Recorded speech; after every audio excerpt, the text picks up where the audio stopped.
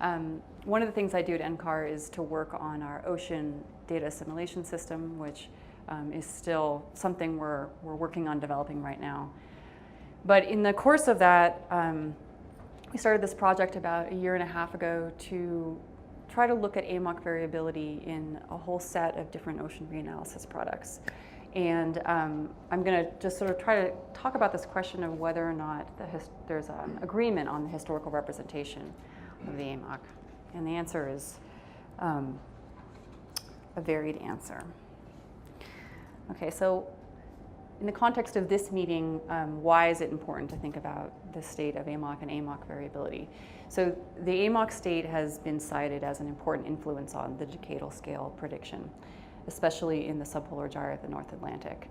And the mechanism that's typically cited for thinking about this is, I've drawn kind of a picture here of a box in the subpolar gyre, and you can imagine there's this heat transport coming this way right here. And this is, of course, a combination of temperature and the velocity. And typically when we think about AMOC as being a source of skill in this region, we're really invoking this idea that it's the mean temperature and then variations in the velocity pushing heat into. Okay? So of course it's really the heat, meridional heat content changes that matter, but we often think about AMOC as a proxy for that, whether or not that's true or not. But that's kind of the idea.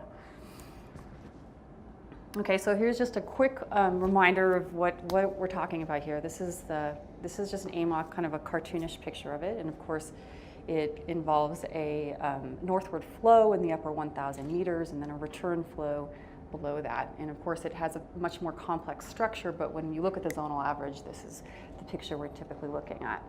And in this talk, I'm going to focus on two latitudes, a latitude at 45 degrees north and at 26. So 26 because we have measurements from RAPID there, and 45 because, as we saw in the previous plot, this is sort of this latitude where we look about transitions from the subtropical gyre into the subpolar gyre where heat is moving up.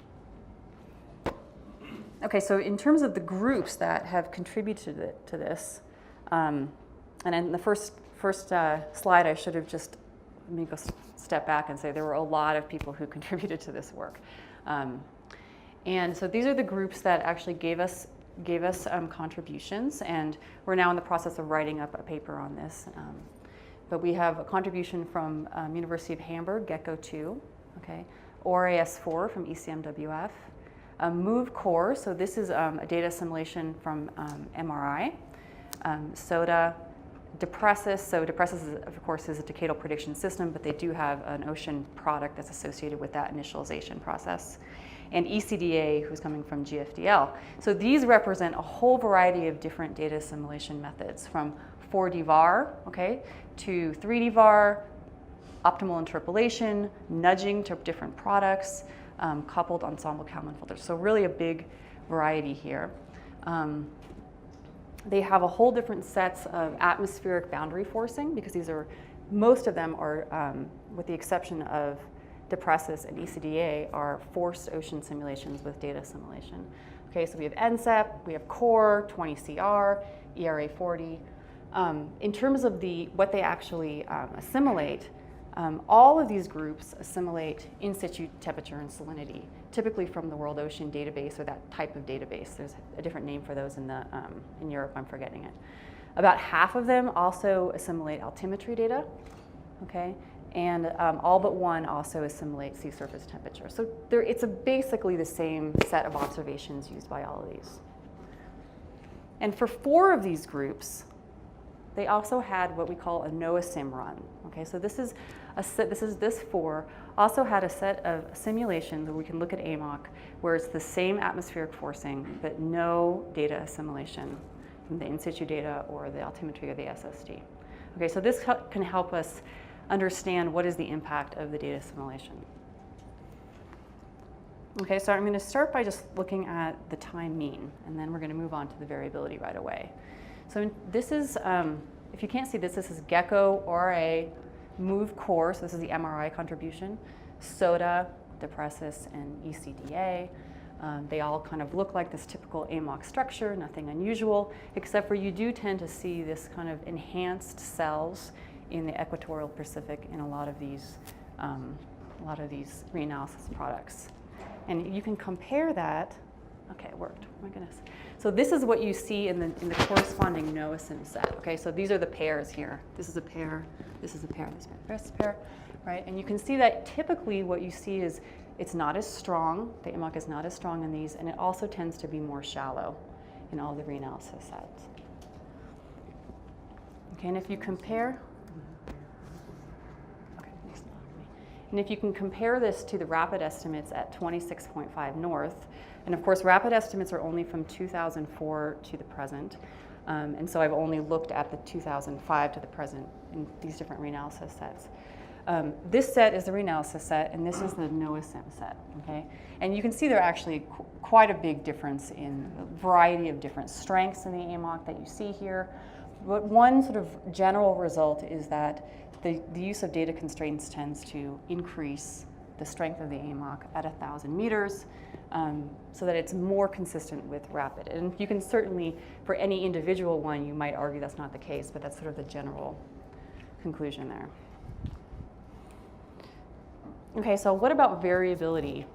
So what we're looking at here is the annual mean AMOC variability at 1,000 meters. Okay, and there's the long-term mean is taken out, but there's no detrending. It's just the annual mean straight up. Okay, this is at 45, and this is at 26. Okay, and these are the reanalysis set and the NOASIM set. And one of the first things that we can sort of see right away is that there does appear to be more agreement amongst themselves with the no assimilation set. Okay.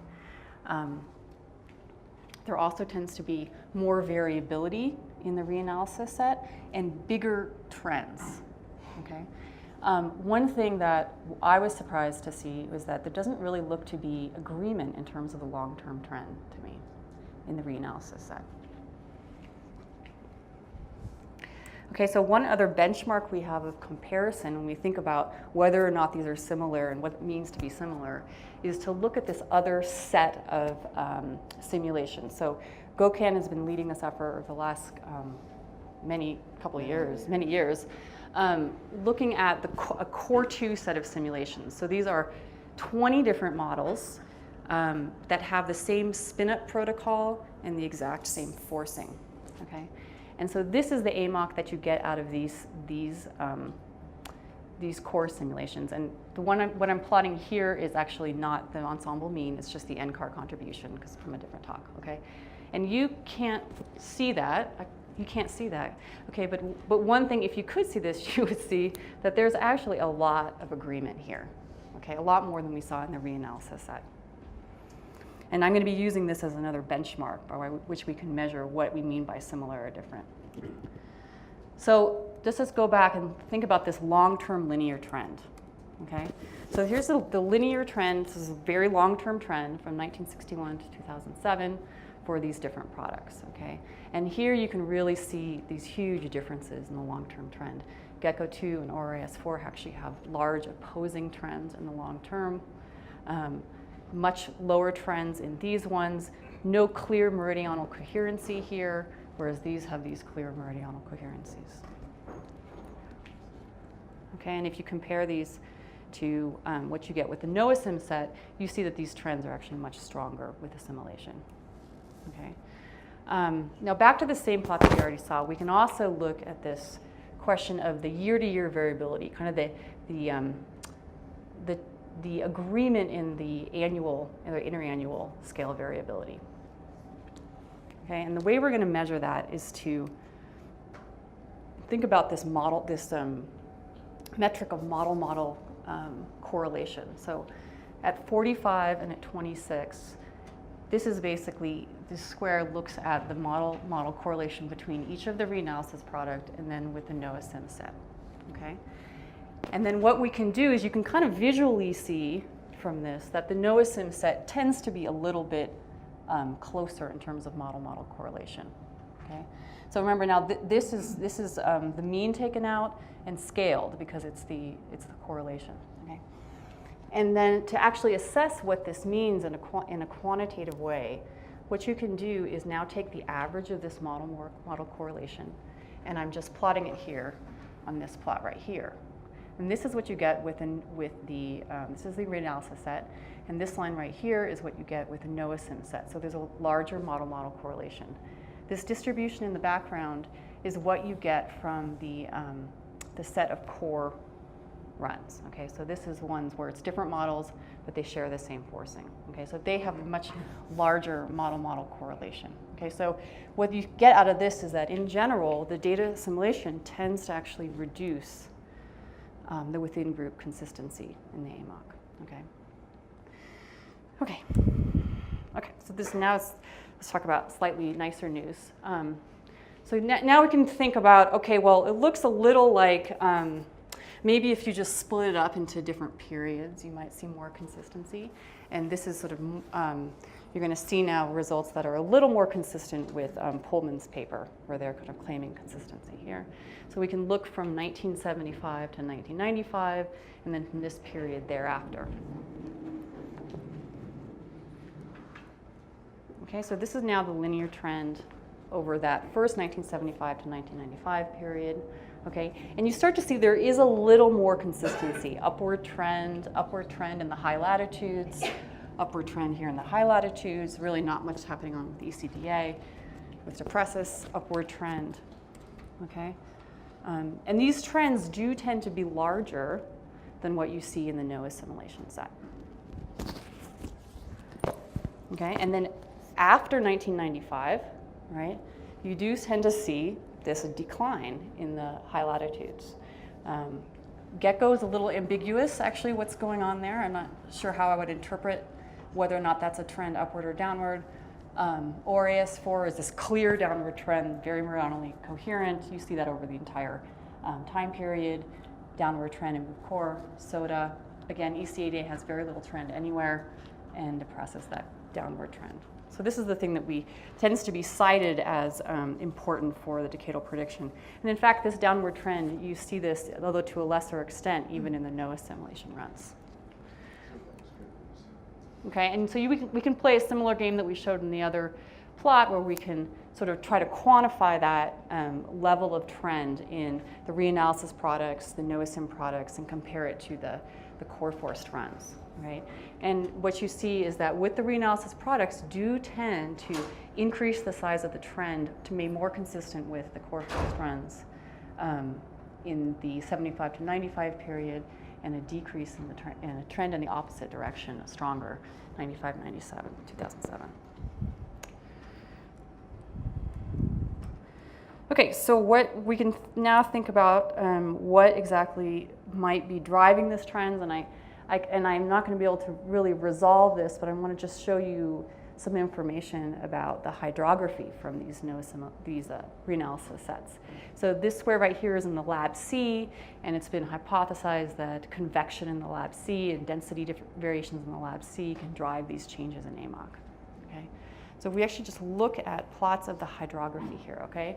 So these are the different, this Gecko, ORAS4, Move Core, SODA, Depressus, ECDA, and down here in the final panel is a data set from a researcher named Yashayev, who did a reconstruction just from local hydrography. Remember, these are all global reanalysis. This is local hydrography, okay? And so they actually have quite a bit of agreement in terms of the temperature variations on the decadal timescale, and consistent with this other hydrographic reconstruction. The exception being Gecko, which is actually anti-correlated with the rest of them. They have other important differences, which is you can see clearly really the level of convection that you see. ORAS4 has this very strong episodic convection. And actually these features get reflected in the AMOC, that ORAS4. And salinity, you also see a little less agreement in salinity, but still you see this sort of general decadal scale agreement. And again, Gecko has a very, very strong anti-correlated salinity. So that by the time you look at density, interestingly, of course, Gecko, the salinity and temperature cancel out, and they end up looking like reasonable agreement in the density structure. And you do see these features that we associate with changes in the AMOC, where there's this densification through 1995, and then thereafter you have less density. So that may be some of the reason why when you look at the trends in these different time periods, you start to see some level of agreement. But what if we ask the question, what does this look like all around the Atlantic? Okay, so this is a measure of the similarity in these reanalysis in temperature, salinity, and density at different depth levels. Okay, can you guys read this? This is 0 to 250, 250 to 500, 500 to 1,000, 1,000 to 2,000 meters. Okay, and this is kind of like, this is that model correlation. So this is an average model correlation. So it's just a measure of similarity. So high numbers are more similar, low numbers are less similar. Okay, and in terms of temperature in the surface, you see, oh, that looks okay, like it's pretty good. They're generally similar. By the time you get down to 250 to 500, all the way down here, you see that actually is these large swaths of almost no similarity, even in temperature. Okay, they're even more dissimilar in terms of salinity. Again, that's not a surprise because there's not a whole lot of salinity data available until the 1960s. And then when you look at density, you start to see this signature where at the surface there's some similarity in density, but it's really almost completely gone by the time you get to 1,000 to 2,000 meters. And the important feature here when we think about AMOC, of course, is these boundary densities, right? And we just really do not have similarity in the boundary densities in order to get a geostrophic similarity here. How's my time? Okay. So we can actually quantify that idea about to what extent is this geostrophic shear part and actually similar within these groups. And again, we're going to focus on this particular part, the geostrophic shear, because when we think about data constraints, that's what we're really thinking about constraining with data, is this geostrophic piece. And so when we think about the total AMOC, you can imagine some model of it that involves a geostrophic component and an Ekman component. And this geostrophic component has both a shear piece and a velocity at a reference level. And when we think of the external mode, that's kind of fixed in here. And in order to have similar AMOCs, of course, you need all these pieces to be similar. Okay? And I'm just going to assess this piece real quick because that's what I can do with the hydrography. And of course, this is from the previous plot where we're kind of looking at these endpoint boundary densities to assess the geostrophic piece. And this is what you actually get from the reanalysis if you reconstruct the geostrophic shear at 45 north. Okay? The really very, very dissimilar geostrophic shear components. So at the very least, one of the reasons why the AMOCs are so different has to do with these differences in the boundary densities that you get with these different products. Okay, so here's just some summary points. Ocean data constraints tend to increase the AMOC strength. I have a hypothesis about why that is. That has nothing to do with convection in the lab C. They also tend to increase the strengths of the trends and the variability, but the variability in trends tends to be less consistent than with forced ocean runs. Okay?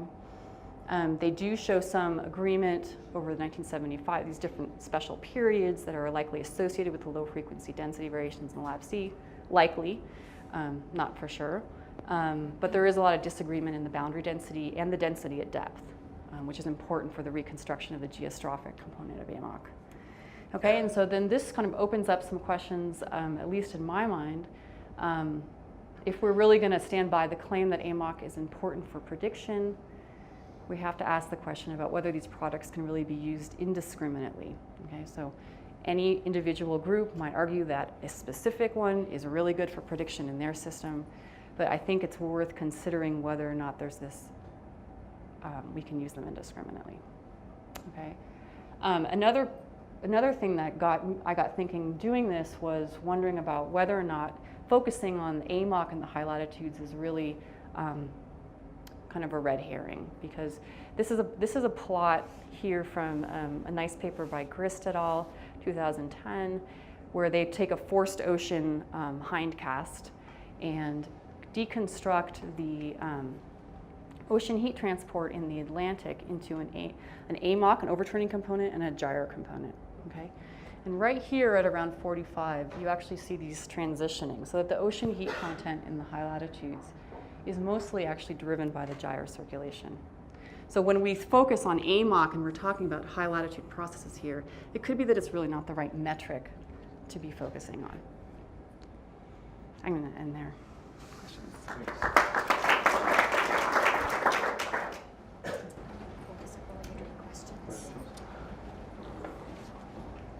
Just a comment on the last thing you said there.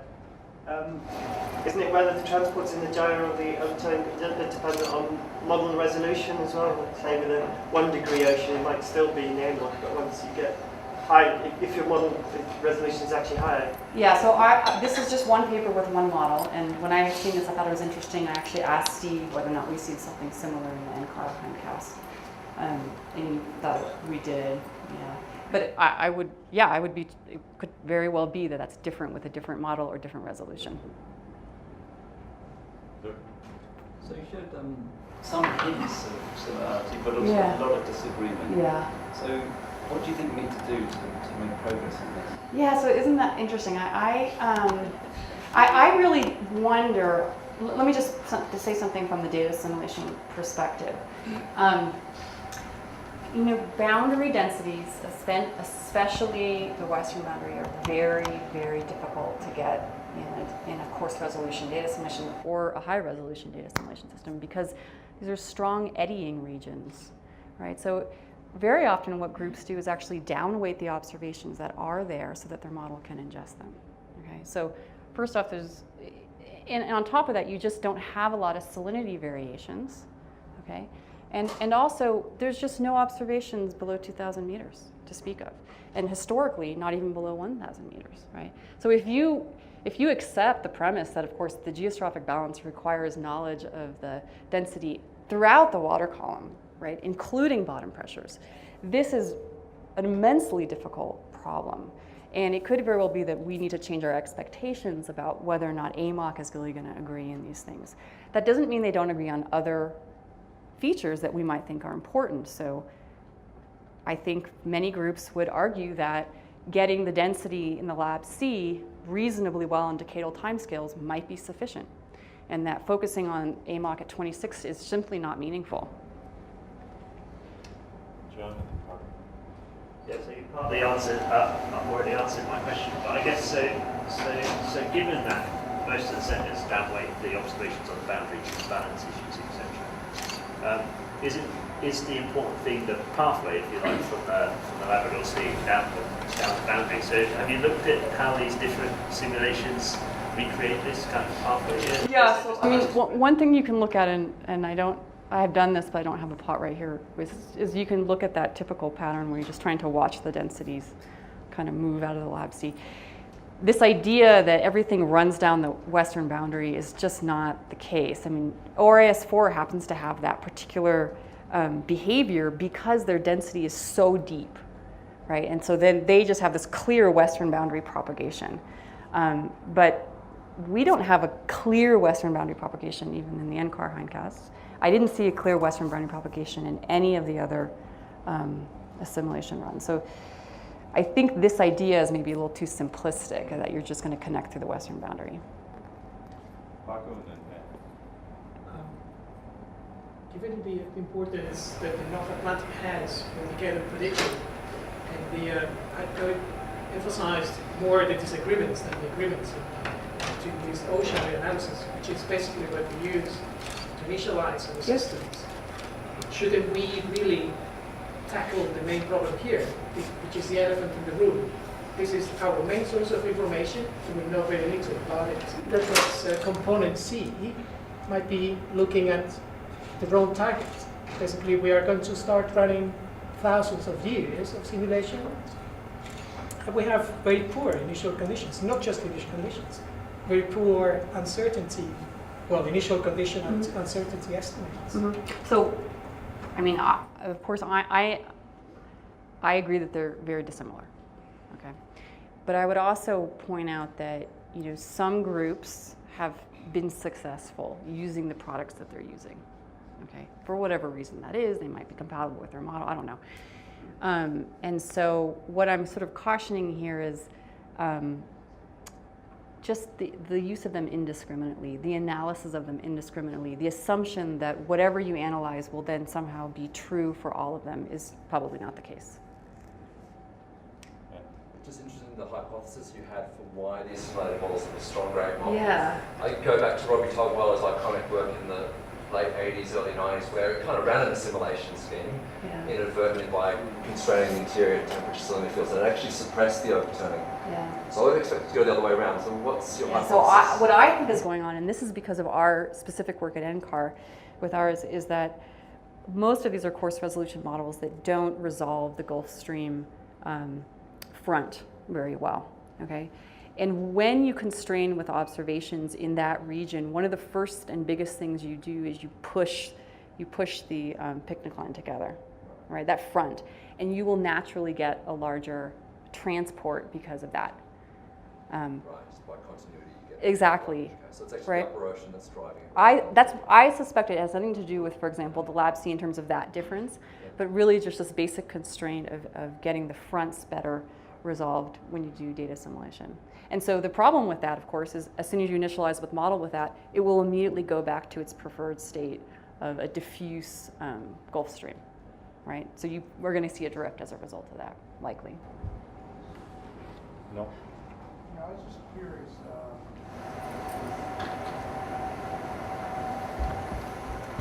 Yeah, I forgot my question.